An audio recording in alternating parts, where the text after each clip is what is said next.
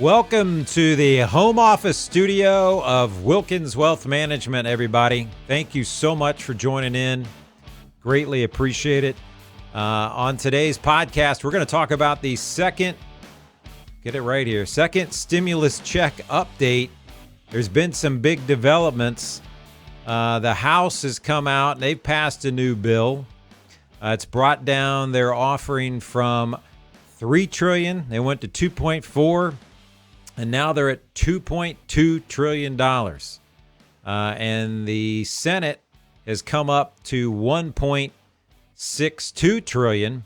And if you really look at the whole thing altogether, there's some major areas that are still kind of up in the air, and that totals about $360 billion or so. So when you really get down to it, we went from a $2 trillion difference down to about really in that $360 billion area. So hopefully we'll get something done on this. There's obviously still a lot of people out there that are hurting, and this stimulus check would definitely, and this whole stimulus package would definitely be a big boost to their situation. A lot of economists think that we still need this to keep everything going on. If this is your first time here, thank you so much. If you're a subscriber, client, thank you again. Appreciate your continued trust to help you. But if you haven't subscribed yet, I got the big pencil out here for the pointer. Please hit that subscribe button and hit the like button. It should look just like this. Thumbs up. Smash it if you will, please. That would be fantastic. Supposedly it helps these videos get out to more people on YouTube. So thank you if you can do that.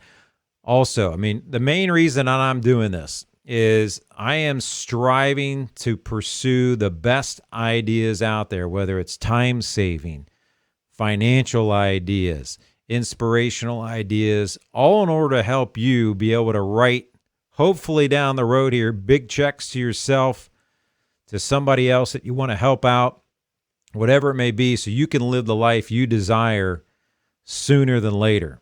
So I really appreciate you joining on the podcast. So let's get into this. Let's take a look at the updates and what we've got. Because we have some big things here. So let me pull this up, get this going. So here we go. This is actually, I got to go back one first. Let me back this up.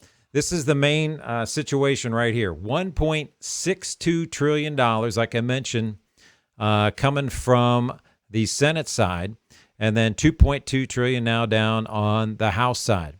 The main thing that really hasn't changed that they definitely agree on is we want to get stimulus checks out, and $1,200 for single, $2,400 for joint. It depends on your adjusted gross income, but there's also $500 for dependent children. These are also for adult dependent children. Before it was just for children under 17 years of age, I believe. So that is a big change, but they seem to be in total agreement on that, which is fantastic. The AGI is still the same, adjusted gross income. I believe if you look on your 2019 tax return, that is like line 8 or line 9, somewhere in there. I forget what it is on the 18 because they changed the tax form format. But anyway, if you're single, you get a full check. If you're at $75,000 or under, $112,500 for head of household, $150,000 for joint, and then these are phased out where you would not get a check if you make an above $99,000 as single, $146,500 as head of household, and then $198,000 for a joint family situation. So that's when anything above that, unfortunately, no check. The other big thing is the enhanced unemployment, right? A lot of unemployment checks have been running out. And there was that enhanced the executive order from President Trump. But now that's ending. And you have now trying to get this pushed through because still people unemployed.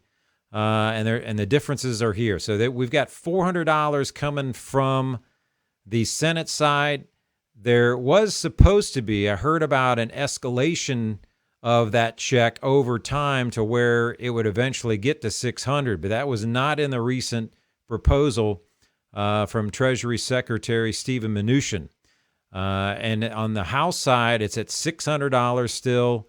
And there's also a difference on how long it lasts. So you've got through through end of December from the Senate side, and then through, I believe it's the end of January. It's either January 21st or 31st, but I'm pretty confident it's the 31st with that enhanced unemployment benefit. So that's a sticking point right now.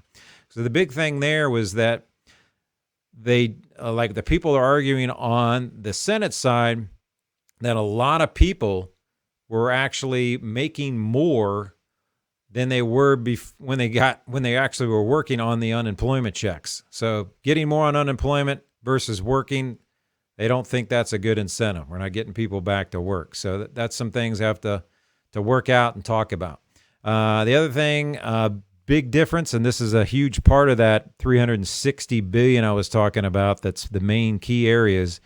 $250 billion, the Senate's saying for state and local governments, and for $417 billion on the House side. And the Senate, from what I understand, is they only want to help fund the parts that they're already kind of expenditure-wise have already done on these state and local governments. They don't want to give them any excess yet. I think that's the big sticking point there too.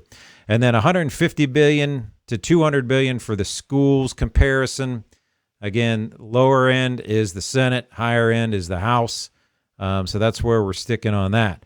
The other things that we're looking at, let me pull this up, is we get into protection for home and renter eviction. So they definitely have both money in for this. $60 billion for home and renter eviction. That's on the House side. I haven't seen the final number on the Senate side. And then you've got $160 billion for airlines and restaurants. Specifically, I know there's $28 billion, I think, being proposed by the House for airlines, because we just had the announcements that the airlines are going to be laying off a lot of people. But I think most of them have delayed that because they were seeing some potential negotiations coming to fruition here that would actually go through. Maybe they wouldn't have to lay those people off. So we'll see what happens. Also still in there, liability protection for coronavirus illness. That's a sticking point between the two. And then more money for child care, $25 billion.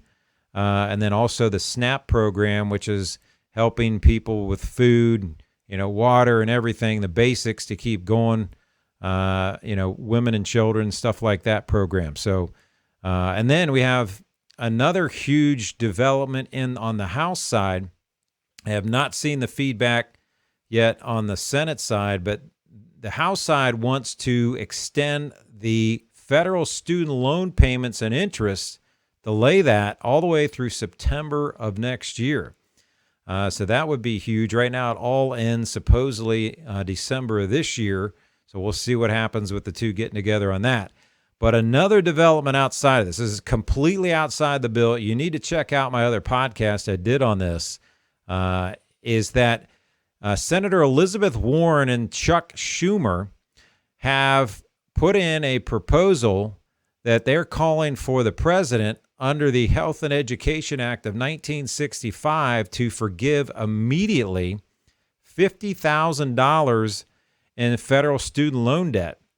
So if you look at that, that's about, if somebody's got $50,000 of student loans right now on the federal side, that's about a $500 payment if you're stretching that over a 10-year period. So not only does the debt go away, the payment goes away, and they're also, usually when you have loan forgiveness like that, you've got a situation where you have to pay income tax on loan forgiveness. Well, they're also calling for that to be wiped out, not even have to pay that. So that would be a huge deal for a lot of these folks that have either recently graduated or in college and have it, or they've been out in the workforce and they're still trying to pay off that debt. And I talk about some key points, things you need to plan for and think about in my other podcast. You want to check that out if you get a chance. It's a short one. Not that all mine are long, but I've been called on to shrink these down a little bit. So that's what I'm doing. Anyway, also money for businesses, small businesses, paycheck protection program still. I think there was about 100 and something billion left over. I think it's another 300 billion they're looking to add to this. So I think they're pretty much on board with that, both of them. And then also employee tax credits, bonuses for employees starting new or rehired. So those are kind of the main things out there that we saw from the House bill that recently was passed. Comparing that to some of the Senate things, there should be some negotiations hopefully going on this week, and hopefully we can get something done coming up out of here. So with that being said, I want to also wish President Trump, First Lady Melania Trump, all the folks out there that are still experiencing COVID-19, either conditions right now or the family, lost ones, everything. Continued prayers for everybody. Want to see this thing go away. Everybody wants to see it. So I hope you have a blessed rest of your week. And till the next podcast, we'll see you later. Thank you very much.